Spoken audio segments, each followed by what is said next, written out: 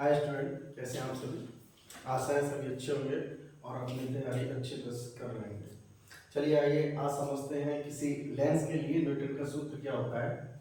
Newton का सूत्र क्या है इसके लिए जानते हैं। जरा एक स्ट्रक्चर को देखते हैं किसी लेंस द्वारा किसी लेंस द्वारा एक वस्तु के प्रतिबिंब के स्ट्रक्चर को देखते हैं।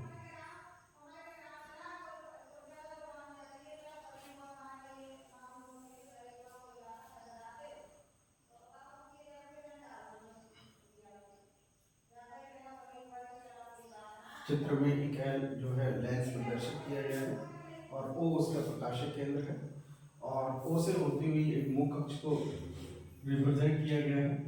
इस लेंस की प्रथम वक्रता केंद्र C1 मानते हैं और द्वितीय वक्रता केंद्र C2।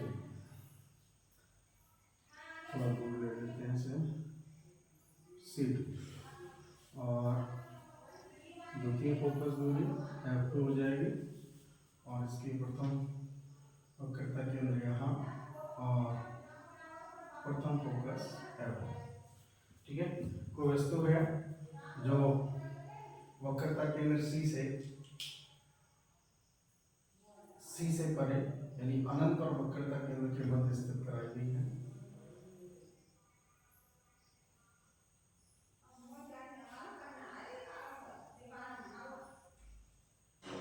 ए और बी के बीच। ये भी क्या है, वस्तु है जो मुख अक्ष के वक्रता केंद्र C और अनंत के बीच स्थित कराई गई है।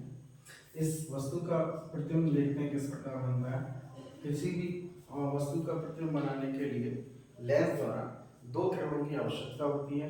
तो पहली किरण देखते हैं, लेंस के मुख अक्ष के समांतर लेंस पर आपतित होती है।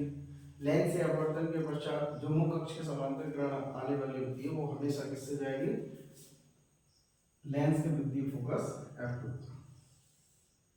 लेंस के द्वितीय फोकस F2 से निकल जाएगी। दूसरी किरण लेंस के प्रथम फोकस F1 को टारगेट करते हुए भेजते हैं और अपवर्तन के पश्चात मुख अक्ष के समांतर हो जाएगी, मुख अक्ष के समांतर जाएगी। ये इस प्रकार और ये आपका C2, ये यहाँ इस बिंदु पर आपका प्रतिबिंब इमेज प्राप्त होगी किस वस्तु की, ए और बी। कैसे प्राप्त होगी बेटा, तो ऊपर A डैश, ऊपर A डैश और नीचे B डैश प्राप्त, B डैश प्राप्त। ए भी वस्तु है जिसका प्रतिबिंब A डैश B डैश है। तो कैसा है, वास्तविक है, उल्टा है, वह वस्तु से छोटा है। ठीक है, यहां से वस्तु से F1 तक की दूरी, फोकस F1 तक की दूरी को x1 द्वारा और F2 से प्रतिबिंब तक की दूरी को x2 द्वारा, जबकि प्रथम फोकस F1 से प्रकाशिक केंद्र तक की दूरी को F1 द्वारा और प्रकाशिक केंद्र O से F2 तक की दूरी को F2 द्वारा दर्शाते हैं। F1 क्या है, लेंस की प्रथम फोकस दूरी, F2 क्या है, लेंस की द्वितीय फोकस दूरी, लेंस की द्वितीय फोकस दूरी। चलो आइए गणितीय निरूपण इसका समझते हैं। न्यूटन के सूत्र का क्या है, तो इसके लिए हमें दो त्रिभुजों को देखना होगा, A और B और F डैश। एक तो त्रिभुज ये चित्र से त्रिभुज A B F dash, A B F dash व त्रिभुज F डैश O और इसका नाम दे देते हैं N, इसका नाम N देते हैं।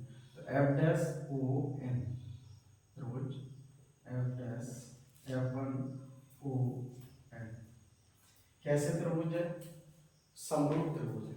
कैसे त्रिभुज है? समरूप त्रिभुज है। समरूप त्रिभुज क्यों है? समरूप त्रिभुज क्यों है?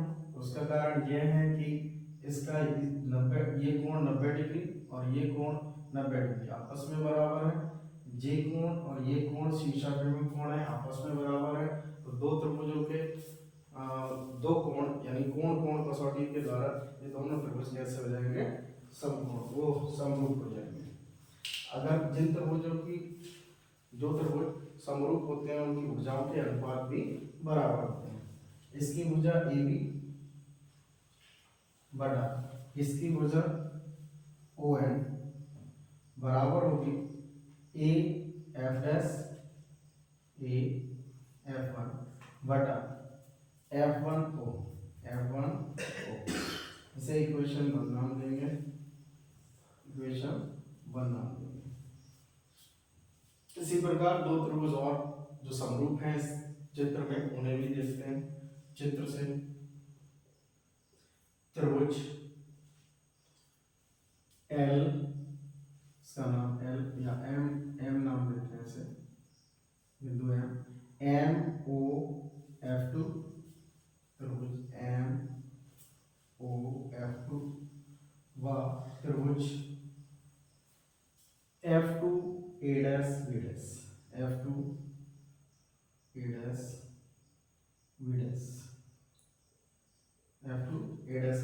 कैसे त्रिभुज है? समरूप त्रिभुज। समरूप त्रिभुज कैसे हैं? समरूप त्रिभुज। समरूप त्रिभुज कैसे हैं? इसका ये कोण और ये कोण शीर्षाभिमुख के आधार पर समान है, व ये 90 डिग्री के एंगल और ये 90 डिग्री के एंगल, दो कोण ये समान है। तो तीसरा अपने आप बराबर होगा, जेड के माध्यम से भी समझा जा सकता है, ये कोण इस कोण के बराबर होगा। तो तीनों कोण बराबर हो जाएंगे। जिस त्रिभुज के तीनों कोण, जिन दो त्रिभुजों के तीनों कोण बराबर हो जाते हैं, कोण कोण कोण कसौटी के द्वारा ये दोनों त्रिभुज कैसे हो जाएंगे? समरूप हो जाएंगे। जो त्रिभुज समरूप होते हैं उनकी भुजाओं के अनुपात भी आपस में बराबर होते हैं। तो आइए करते हैं NO या ON बटा OM बटा इसकी हाइट A' बराबर होगी इसका आधार OF2 अपॉन इसका आधार F2A'। ठीक है बच्चों, चित्र से ही देखते हैं, इसको इक्वेशन 2 देंगे। इक्वेशन 2 चित्र से स्पष्ट है कि जे ON जो है वो AB के इक्वल है, ON AB के इक्वल है, और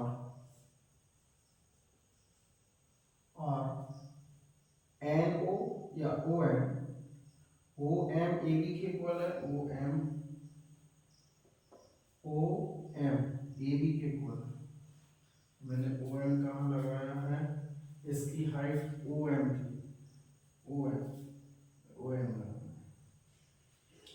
बराबर है किसके? AB के, और ON बराबर है किसके? A' के। ON बराबर है A'। तब समीकरण 2 से,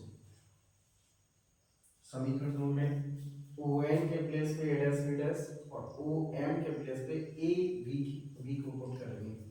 देखते हैं क्वेश्चन 2 से, क्वेश्चन 1 एंड 2 से दोनों से देखते हैं। क्वेश्चन समीकरण 2 1 व 2 से, 1 व 2 से AB रहेगी अपॉन ON के प्लेस पे A' equal AF' upon F'। Equation इससे दे सकते हैं क्या? 3 फिर और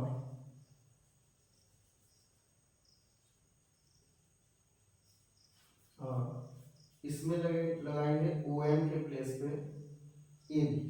ओ एम के प्लेस पे ए बी, ओ एम के प्लेस पे हो जाएगा A B upon A dash B dash, A dash B dash equal O F two upon F two A dash, F two A dash.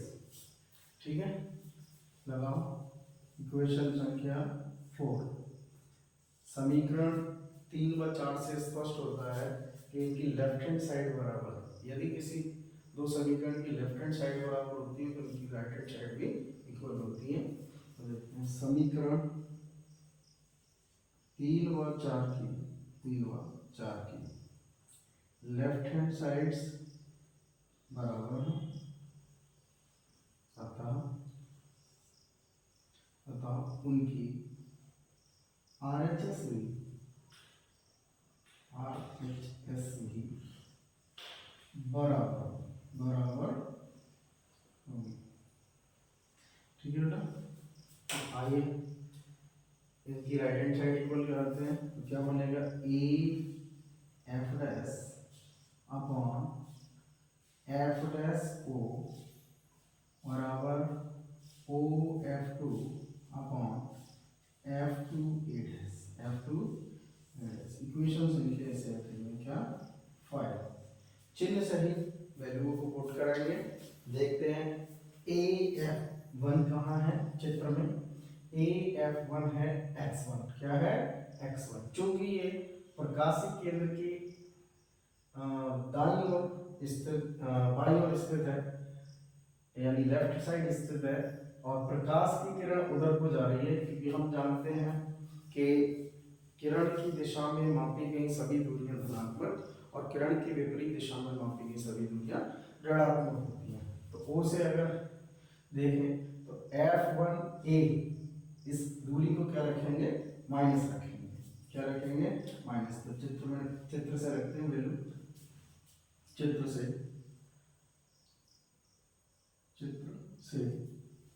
क्या हो जाएगा, ए F one जो है वो माइनस एक्स वन के बराबर हो जाएगा। उसके बाद ओ एफ वन ओ ये रहा एफ वन ओ, एफ वन वैल्यू है इसकी, तो एफ वन ओ इसकी वैल्यू क्या हो जाएगी बच्चा, माइनस के एफ वन। क्यों, ये भी लेफ्ट साइड स्थित है। उसके बाद ओ एफ टू देखते हैं चित्र में, ओ ये रहा, एफ टू ये रहा, राइट साइड स्थित होने के कारण इसकी वैल्यू को क्या रखेंगे, प्लस में, और इसकी वैल्यू है क्या, एफ टू। इसके बाद एफ टू ए डैश की वैल्यू क्या कंसीडर की है, एक्स टू की है। तो F two A dash equal है किसके, एक्स टू। ये भी राइट हैंड साइड होने के कारण इसकी वैल्यू भी आपको क्या लेनी है, धनात्मक लेनी है। चलिए आइए इन वैल्यूज को समीकरण 5 में पुट करा कर देखते हैं। समीकरण 5 से क्या बनेगा, ए एफ वन है minus x one upon F one O minus F one equal है ओ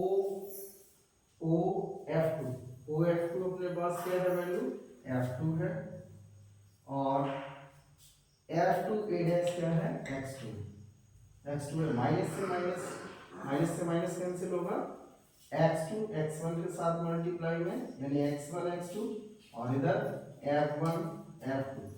ये सूत्र जो है वो न्यूटन का लेंस के लिए सूत्र है।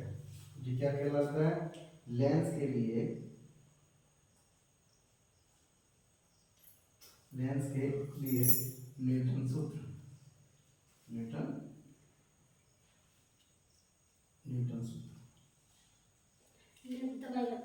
आशा करता हूँ आप सभी समझ पाए होंगे, और ये अपना टॉपिक कंप्लीट होता है। Thanks for watching.